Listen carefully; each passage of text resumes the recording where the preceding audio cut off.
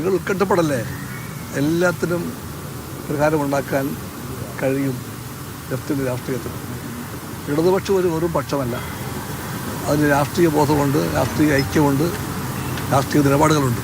അതുകൊണ്ട് തന്നെ ഏത് വർഷങ്ങളും നിൽക്കാനുള്ള രാഷ്ട്രീയ ഇച്ഛയുണ്ട് LDF ഓരോ പാർട്ടിക്കും. അത് CPIക്കുണ്ട്, CPM-നുണ്ട്. കേരളത്തിൽ ഈ വിഷയത്തിൽ പരിഹാരമാകുന്നതുകൊണ്ടാണ് ദേശീയ നേതൃത്വം ബന്ധപ്പെടുന്നത്. അതൊക്കെ നിങ്ങളുടെ വാർത്തകളല്ലേ. എല്ലാ കാലത്തും അതൊക്കെ ഉണ്ടായിട്ടുണ്ട്. സംസ്ഥാന സെക്രട്ടറി പറഞ്ഞു ദേശീയ നേതൃത്വം അറിയിച്ചിട്ടുണ്ടോ? ആര് പറഞ്ഞു? ഞാൻ മനസ്സിലാക്കി. അത് പുതിയ കാര്യമല്ലല്ലോ. നേരത്തെ അറിയിച്ചു. ദൈനംദിന കാര്യങ്ങളെല്ലാം അപ്പോഴും അറിയിക്കാറുണ്ട്, എല്ലാ ദിവസവും അറിയിക്കാറുണ്ട്. പുതിയ കാര്യമല്ല.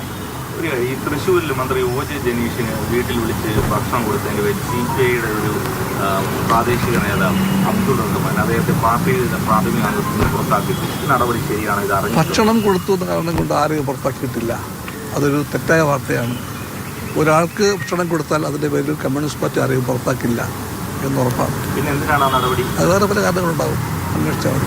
ശരി, ഒന്നുറപ്പാണ്, ആർക്കെങ്കിലും ആഹാരം കൊടുത്തത് കാരണം കൊണ്ട് കമ്മ്യൂണിസ്റ്റ് പാർട്ടി ആരെയും പുറത്താക്കില്ല. കമ്മ്യൂണിസ്റ്റ് പാർട്ടി ആഹാരം കൊടുക്കുന്ന പാർട്ടിയാണ്, ആ മര്യാദയെപ്പറ്റി ബോധ്യമുള്ള പാർട്ടിയാണ്. അതിനപ്പുറത്ത് വല്ല കാരണമുണ്ടോ എന്ന കാര്യം നിങ്ങൾ അന്വേഷിക്കുക. നിങ്ങൾ അന്വേഷിക്കുക. ഇത്രയും പറയാനുണ്ട്. ആഹാരം കൊടുത്തത് കാരണം കൊണ്ട് കമ്മ്യൂണിസ്റ്റുകാർ ഒരാളെയും പുറത്താക്കില്ല.